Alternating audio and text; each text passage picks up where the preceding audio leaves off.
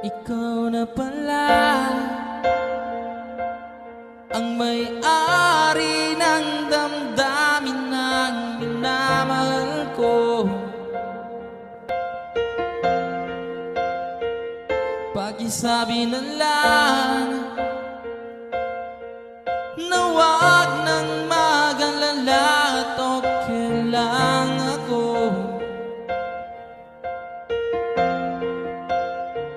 Sabi nga ng iba, kung talagang mahal mo siya, ay hahayaan mo.